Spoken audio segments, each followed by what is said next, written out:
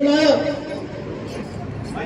Sir समाज के बेटों को बुलाया और ये कहा कि जाओ तुम अपनी समाज को अगर नेता बनाना चाहते हो, अपनी समाज को कुछ देना चाहते हो। क्यों भाई मेरी आवाज समझ में आ रही नहीं आ रही है? बताओ, मेरी बात समझ में आ रही है? आ रही। अगर बहन जी ने कहा अगर तुम अपनी नेता का नेतृत्व, अपने समाज का नेतृत्व करना चाहते हो, अपनी समाज को कुछ देना चाहते हो, तो जाओ। हम दावा करते हैं जिसकी जितनी संख्या भारी होगी उसकी उतनी हिस्सेदारी होगी। जब ये कह के गया तो ब्राह्मण भी निकला, क्षत्रिय भी निकला, पाल प्रजापति, कश्यप भी, निषाद भी, कुर्मी कुशवा भी निकला, मौर्य भी निकला, जाट गुजर भी निकला, राजभर चौहान भी निकला। सब समाज के लोग रोडों पर निकल गए, कहने लगे जाओ, बीएसपी से अच्छा कोई दल नहीं है, बहुजन समाज पार्टी से अच्छा कोई पार्टी नहीं है। ब्राह्मण भी कहने लगे हमारे साथ आ जाओ, बीएसपी से जुड़ जाओ। ठाकुर भी कहने लगा बीएसपी से जुड़ जाओ। बेस भी कहने लगा बीएसपी से जुड़ जाओ। मुसलमान भी कहने लगा, मुसलमान से भी कह दिया तुम भी आ जाओ, तुम भी जुड़ जाओ, तुम भी अपनी भागीदारी ले लो। मुसलमान भी बात करने लगे। क्या बात है? पाल प्रजापति कश्यप भी बात करने लगा, निषाद भी बात करने लगा, कुर्मी कुशवा भी बात करने लगा। जब सर समाज के लोग बात करने लगे तो 2007 आ गई। देश की मीडिया नहीं कह रही थी कि बीएसपी की सरकार बन रही।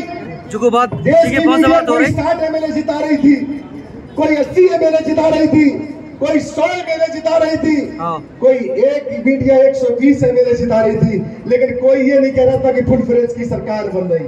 लेकिन जब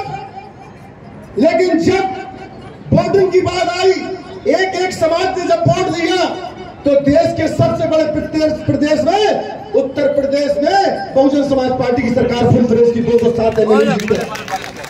जैसे ही 207 एमएलए जीत कर आए,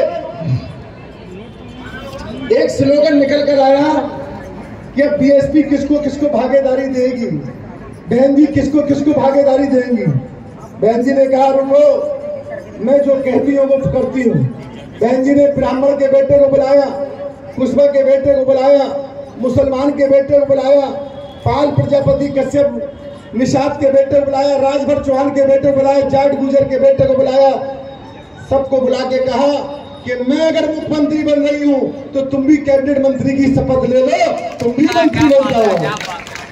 अरे जब मंत्री बनने की बारी आई, सबने शपथ ली और शपथ मिलते ही सारे लोग लाल बत्ती में घूमने लगे और वो समाज के लोग भी घूमने लगे जिनके तल पर सही कपड़ा नहीं था, पैरों पर सही तरीके से चप्पल और जूता नहीं था, यहां तक फीस भरने की पैसा नहीं था, उनके पैरों पे भी बेहतर तरीके से उनको बैठने की लाल बत्ती मिलने लगी और लाल बत्ती में घूमने लगे।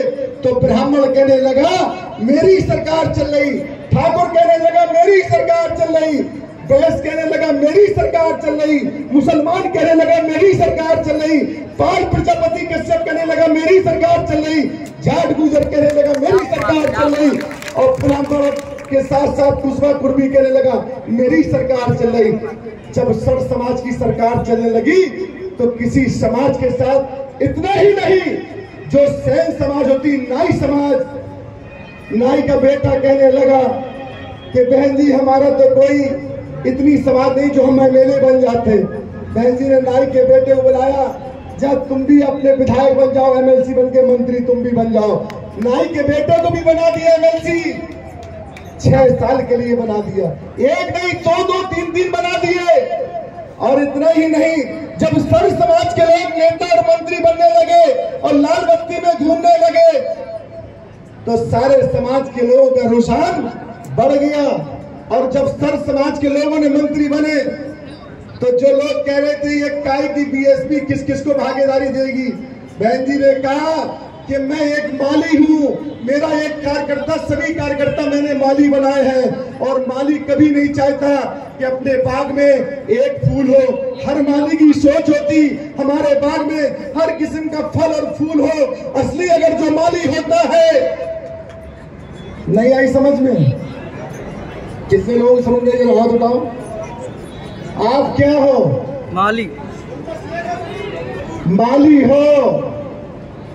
अगर असली माली होता है और नकली माली होता है, नकली माली एक फूल से माली बनना चाहता है और जो असली माली होता है वो अपने बाग में हर किस्म का फल और फूल लगाता है।